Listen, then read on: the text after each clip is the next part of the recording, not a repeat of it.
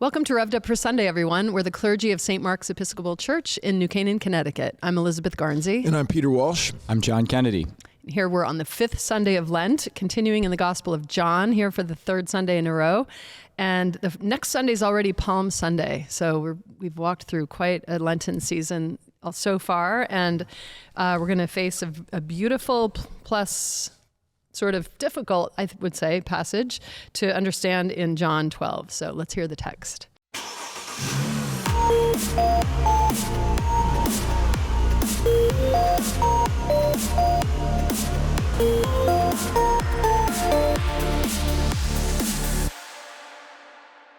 This is John 12, 20 to 33. Now among those who went up to worship at the festival were some Greeks. They came to Philip, who was from Bethsaida in Galilee, and said to him, "Sir, we wish to see Jesus." Philip went and told Andrew. Then Andrew and Philip went and told Jesus. Jesus answered them, "The hour has come for the Son of Man to be glorified. Very truly I tell you, unless a grain of wheat falls into the earth and dies, it remains just a single grain, but if it dies, it bears much fruit. Those who love their life lose it, and those who hate their life in this world will keep it for eternal life. Whoever serves me must follow me, and where I am, there will my servant be also. Whoever serves me, the Father will honor. Now my soul is troubled, and what should I say? Father, save me from this hour? No, it is for this reason that I have come to this hour. Father, glorify your name." Then a voice came from heaven. "I have glorified it, and I will glorify it again." The crowd standing there heard it and said that it was thunder. Others said, "An angel has spoken to him." Jesus answered, "This voice has come for your sake, not for mine. Now is the judgment of this world. Now the ruler of this world will be driven out. And I, when I am lifted up from the earth, will draw all people to myself." He said this to indicate the kind of death he was to die. So here we are at the hinge point of John's Gospel. We are at the end of what is commonly called the Book of Signs, which is the first half, actually kind of more than half, but first part of the Gospel of John, not counting the prologue at the very beginning. And we're heading into what is called the Book of Glory, when Jesus really further unfolds the sacred mysteries of his incarnation, of the salvation that comes through him, of the divine union that is possible through him. And this is the hinge point where we're headed into that part. Jesus' public ministry is concluding here. So that's just a little bit of context to get us started. And at the end of it, Greeks come to see him, which is might seem like an odd little detail, but it's actually very significant. Mm-hmm. Yeah, I mean, what a funny piece of scripture to be the climax of the first book. I mean, the first, large portion of John. And it's definitely one of these things that you could just plain old miss because it doesn't have any kind of rocket's red glare as we would see rocket's red glare. And I think that one of the things I was reminded as I was driving to work this morning, I mean, all three of us have worked in Episcopal schools and Episcopal education. And one of the things we all used to say when we were doing that, although we still have one here that we're working in, let me just say that, is that the kids who come to these schools don't have to be Episcopalians. They don't have to even be Christians, because by learning something of our tradition, they can come to know their tradition. And I think that's how it is when we read John's Gospel, because John's Gospel, which has much of the same material, though differently presented, helps us to teach us about the synoptic Gospels too. But just to get us started, why don't we just get started with the Greeks, and then we go to the hour that's coming, all that sort of thing. I don't know if you want to take one of those. I'll take one of those if you don't want that. Okay, well, yeah, we could start with the Greeks. I think, I don't know how much needs to be said about it, except that they set a stage and an invitation for Jesus to go on and give this discourse. Yeah, I would actually go, if you don't mind my saying, Sure. I might actually go to a different place with that. And sorry to set you up for that in that way. I disagree. I should disagree. Yeah. Disagreement's good for clicks here. So I radically disagree with whatever Elizabeth's going to say for the next 20 minutes. I think that'll get our clicks up. No, anyway, that in John's Gospel, there are no Greeks in John's Gospel, really. There's not a whole thing happening around the Gentiles. It's really a Jewish story. He has the Samaritans, which don't count as Gentiles. The second thing in John's Gospel, we're always talking about that Jesus is terrible territories in Galilee, his ministries in Galilee, and then that's actually not true in John's gospel at all. In John's gospel, Jesus' ministry takes place mostly in Jerusalem. He goes to the Passover 3 times. He's there for other festivals, and now he's here to Passover again. In the context, his triumphal entry has already happened. And one of the things you bring to us a lot, Elizabeth, is the context of the gospel and the community that it's being written for. And perhaps this is a kind of head nod to the community of the Johannine community that has Gentile people in it, that this was coming. But it's when they say the Greeks, I mean, these are probably Hellenized Jews who live in Greek territory. Diaspora Jews. Yeah, and the diaspora Jews. Yeah, and when they come, this means that the divine plan for salvation now can come. The hour which Jesus has been putting off has come, because now it deals with the beginnings of the question of how does a Jewish Messiah get applied to all of creation and all people. So this is the first time where, like, when the Hellenized Jews come, Jesus is like, now the hour has come, because now his messiahship can apply to the whole of the human body. It's the beginning of him drawing all people to himself. Yes, that's right. Yes. Yeah, it's hinted at or talked about earlier in the gospel when we have when Jesus cleanses the temple, which was the subject of a recent pod. This could be said, as you were saying, Peter, on that podcast, as Jesus beginning the process in some way of breaking down all barriers that sort of contain holiness in one place or among one people. And that's also echoed when he speaks with the Samaritan woman, when she's saying, your people say we worship on this mountain, we say we worship on this mountain, and Jesus is saying the time is coming when you will neither worship on this mountain nor on that mountain, but in spirit and truth, meaning sort of a non-localized, universal communion that all people can be drawn in together through Jesus. And of course, Elizabeth, you just said that the key phrase for that in this passage is, I will draw all people to myself. So I see that as perhaps the great significance of the presence of Greeks here, that now the hour has come when this can go global, if you will. It's sort of the Johannine parallel, perhaps, of the Great Commission at Matthew. Go to all nations and baptize them interesting. in the name of the Father, nice. the Son, Yeah, and the I never would have Spirit. thought of that. Yeah. I think the other significant thing in this beginning sentence is that what they say. They say, "Sir, we wish to see Jesus." Good call. And the word "see" in John never means just seeing with your eyeballs. Yeah. And I Right. think that it's also it opens the moment for Jesus to explain what people are supposed to see in him. Good. Because it never says, "Okay, have him come on over and they can see me." It's Right. more like, "Okay, here's what they should see. Yes. Here's what all should see." And then he goes into this explanation, really, of what his death and resurrection and ascension, always of a piece in John, what it signifies and how it's affected and the shape it takes. I think that is probably the most significant thing about this passage is what we're supposed to see when we see Jesus. Oh, interesting. Yeah, lifted that up. is really good. That idiom, you've talked about many times about the differences in sees in Greek, but even in the Hebrew idiom, that we wish to see means we believe in. And so what we're getting people, as you said, believing out of just the Jewish piece of things. Also, just to say, the whole question of time in John's Gospel and the time in others, things that aren't emphasized at all in the synoptics here are super emphasized.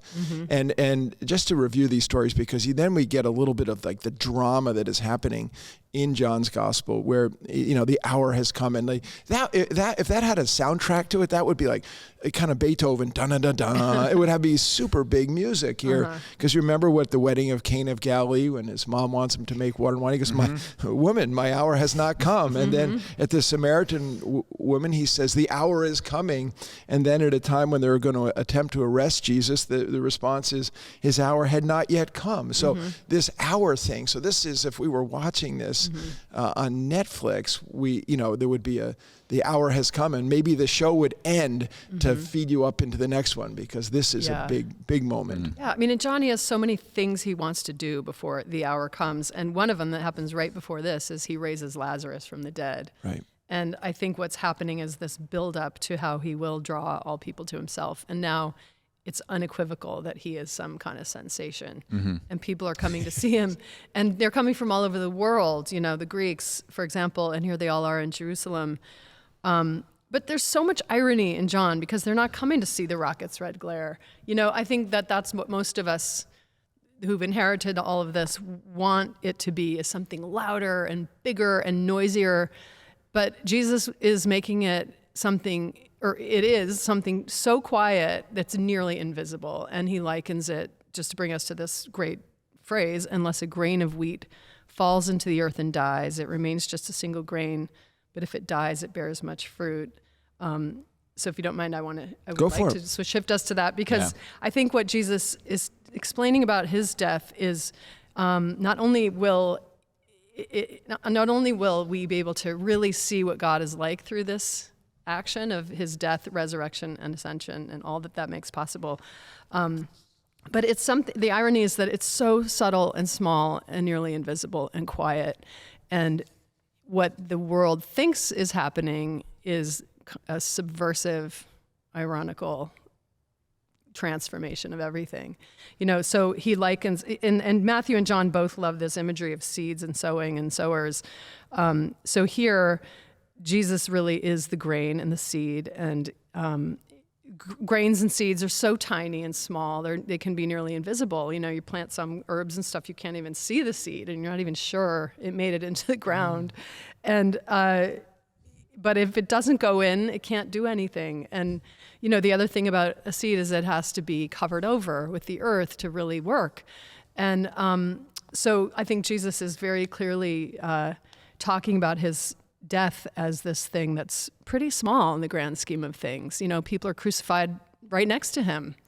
But the fact of his action and what it means and what the people will see out of it is the fruit that's born when he rises and ascends and makes room for his movement to take root and to bear fruit.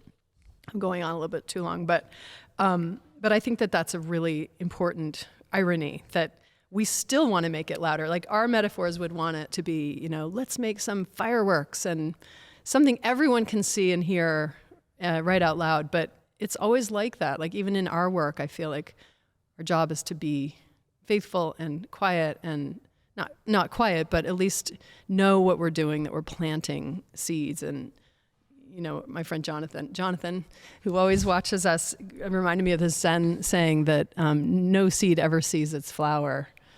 Nice. And I think that's really beautiful. And Jesus says throughout John, you will see greater things than these. You will do greater things than these. And he wasn't around to see. But yeah. Wow.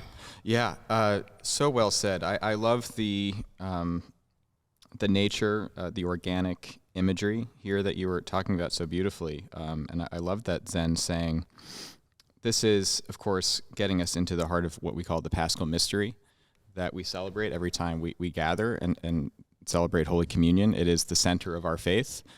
This idea that what happened to Jesus saves us, what happened to Jesus in his death and resurrection saves us in part because it's something that we must go through ourselves in some way. So this happens to Jesus first. He is the grain of wheat that falls into the earth and dies, and then bears much fruit. It's hard to really condense the salvific significance of the cross. I love that the Gospels, and John in particular, just because we're talking about John, doesn't give you really a clear explanation of what happens on the cross. You can piece something together, but it's not laid out as a formula. I don't think it really is a formula, but nonetheless, of course, the center of our faith is that we're saved somehow through this death, which is one of these great paradoxes that all great mystical spirituality are laden with, that through death comes life. That's true in the natural world. It's true in the spiritual world. It's just an amazing, phenomenally mysterious thing, I think. But yeah, Jesus goes on to say that we must follow him into that path in some way, which, as you said, is not what probably just about anybody who was imagining what would happen if God became a human being would come up with. They would imagine something much more visible, much more grand, much more triumphant. This is a small, silent, obscure, difficult way, seen from a conventional sort of egocentric point of view. But of course, what Jesus is inviting us into is to let go of our sense of sort of small self, ego, individuality, and find our life in his life, right? Just before this, when he raises up Lazarus, before that, he says to his Lazarus' sister, Martha, I am the resurrection and the life. You know, Jesus is the life, and we cannot be yoked or united to that life so long as we are holding on to what we think is our life, which is actually not really life.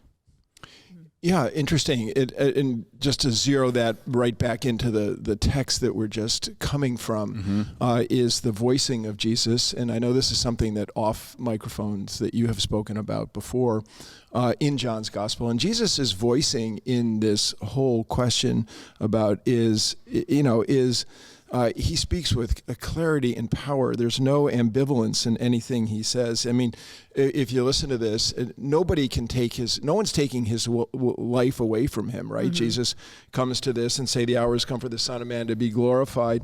And we might remember when Pilate says, I have power over you. And he says, you have no power over me. Right. And that so Jesus is now ready to hand it over. And then we get to that portion where there is no Garden of Gethsemane in John, and there's no agony in the garden. And now here he says, now is my soul troubled? And he's basically saying, absolutely not. Father, should I save me from this? No. It's for this reason that I came. And so I think that what we get here, interestingly, there's not Rackett's red glare and all that stuff, but there is a Jesus who is so completely confident and so ready to suffer. And there is no transfiguration in John's Gospel, but the book of signs is meant to show that the glory of God is visible in all of Jesus's acts, and that the glory of God is not a rocket's red glare glory. It's the glory in Hebrew is weightiness. It's to reveal the divine being, and the divine being is the shocking light and love of a being that transcends our small being and our small understanding of light, life, and love, and that's what Jesus is incarnate. So he himself in John's Gospel is in fact in his own right kind of shocking. And so he does, when he says the I am statements, remember the guy who falls over? He says I am, and he falls over. So there is it may be subtle and it may be quiet, but it is a clobbering stick, a kaboomness. It periods in the gospel where Jesus just does stuff, and it's shocking, shocking. Yeah, I mean, he's definitely a man who knows what's going on and what his purpose is. I do think there is more subtlety than you're suggesting. I think he does say, "My soul is troubled." But he says, and what should I say? But there's some shade going on here, maybe with the synoptic tradition of Gethsemane, where he's like, what should I say? Save me from this hour, right. And they all have said that already. John's written later, and John has all this perspective. Right. And I like that what you brought up about Jesus voicing. It's so strong. And here John is, suggesting that Jesus is like, I wouldn't do that. How those other people wrote about it isn't really how I was feeling, or you know what I mean? It's just total conjecture what I'm saying, but I like the idea that he can be troubled, but he's also incredibly sure and confident in what God is doing and what he's about. And they think that the people who crucify him think he's going to be buried in a tomb. And in fact, he's buried in a garden, just like a seed would. And in John, all the high points happen in a garden. It ends in this beautiful resurrection scene with Mary, and she mistakes him for the gardener, and he's the risen seed, about to flourish, and she has to go back and tell the others. There's just so much beauty, and there's a quietness also to his confidence that I think is manifest in John. But we like everything to be so muscular and so, hammering home the points. And I think Jesus and John can be read that way. But I think if we slow it down and really see the words he's saying, there's there's sort of a serene confidence that's very tender. Yeah, interesting that you've put tender. I would have said a infinitely deep rootedness in clarity about who he is and what his business is. Mm-hmm. And the peace that comes from that has I wouldn't have used the word serenity, but I like it. I like what you say about that. I mean, it's sort of that peace in chaos, the stillness at the center of the storm that rages around him. Mm-hmm. But interesting. Mm-hmm. Yeah, we go to Mark for the storms. Yeah. The chaos. Yeah, interesting what you're bringing to it. It's a little slightly different than how I think of it. Yeah, I mean, it's just Yeah. today's reading of it for me. But yeah. Very interesting comments. Yeah, I think this matter of how divine power and reality appear in the person of Jesus and in the stories of the gospel is actually a very important one. I don't know how relevant this sort of thing is in theological circles, and probably not really relevant at all in the lives of people who go to church. But there was something, that got started, I think, in the 60s, like death of God theology, like reimagining God's everything, reimagining the question of whether God exists, which has been discussed in mystical ways for centuries, but this is taking it up in a more sort of modern, secular, skeptical context. And principally for what we're talking about here, the question of God's power. Is God powerful? Is God weak? Obviously questioning, recasting omnipotence, all powerfulness of God. So, some theologians put forward the idea that, God, whatever God is, because clearly they're talking about a different sort of being or reality than traditional theism, is not powerful like we think. I'll just say I personally don't think that works with the New Testament, certainly with the Gospels, or just like a robust, sustaining Christian faith that helps individuals and communities thrive, just frankly. But also, you don't get the resurrection with that sort of thing. You don't get the signs unless you read them as pure metaphors or something like that. So what I think is even more interesting than that idea, that that God doesn't have the power that we think, is the idea that God has all the power that we traditionally sort of ascribe to God, this sort of blazing glory that appears, let's say, on the mountain in Sinai in the book of Exodus. But God chooses not to use it, or use it in a profoundly different way, self-limiting, self-emptying, and that it shows up in little flashes here and there in the life of Jesus, principally in the resurrection, but that for the most part it is hidden, which I think is super, super interesting. And it shows us that those of us who wish to draw near to God and become like Jesus shouldn't seek divine power, but rather the small sort of hidden, if you will, path that Jesus here is equating with his glory, that he is glorified when he is most small in a way, most humble. I mean, to that, I'd say the power of God is paradoxical compared to what we think of as power. And Robert Farrar Capon has a great way of lining that out. He says the principal analogy of this passage being the seed is that it sends up the apparent inaction of the cross, the only minimally noticeable fact of the resurrection, and the totally disappointing episode of the ascension as the final flowering of the good news that Jesus proclaimed from the beginning. Like that. Yeah. I mean, these things are so, in historical context, obscure. They're hardly mentioned outside of these texts, and yet the rest is history. Yeah. All the world was drawn to him, and the fact that John could claim that in this gospel and say that all the world, even if Jesus sang it, so whether he said it at the time or John, put that on it as a prediction that close to his death, is remarkable. That even then they knew that actually the whole world would actually really be drawn. That's amazing to me. It's I mean, this shocking. conversation has gone a completely different place than I thought it was going to go. Robert Capon is amazing in every way. Yeah. And I'm sitting here learning from you two. I would never, ever have said, and I'm not even sure I would walk away from this pod saying that the seed is the over, what was the phrase you used? Principal analogy. I don't think it's the principal analogy at all in this teaching. I disagree with that with a lot of percent. I don't agree with that. I think that that Jesus is the teaching is important, but I don't think it's the principal teaching in the piece at all.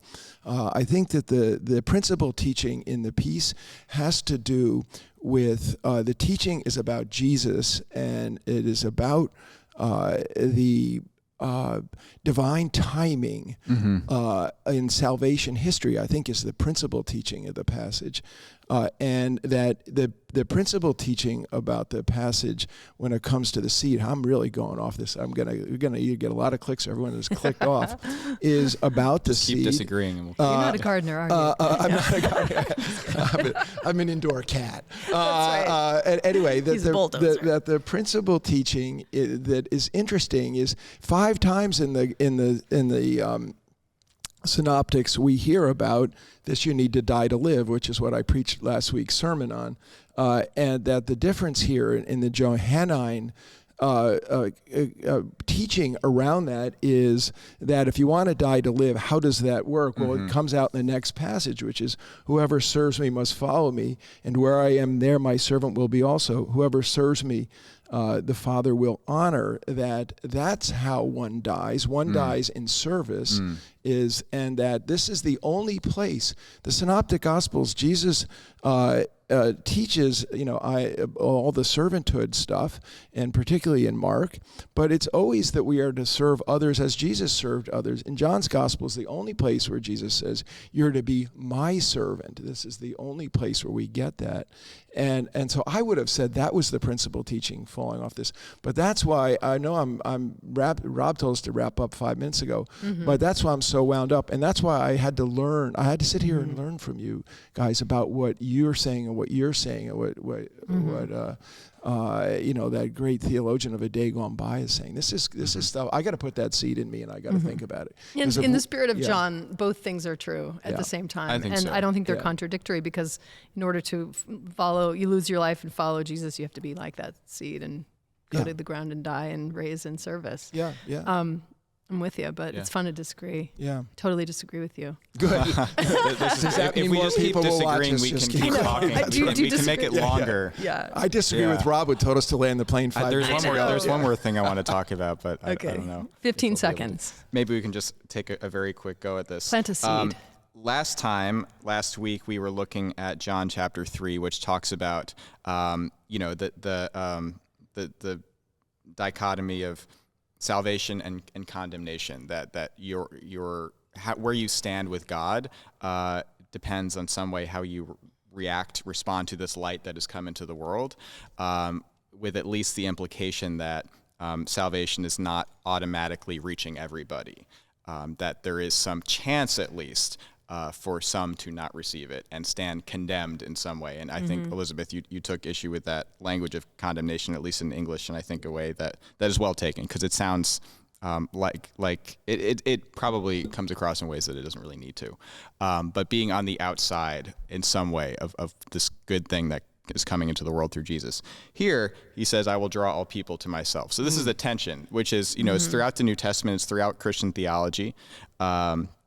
This question of assuming that God wants all to be saved or drawn to God through Jesus,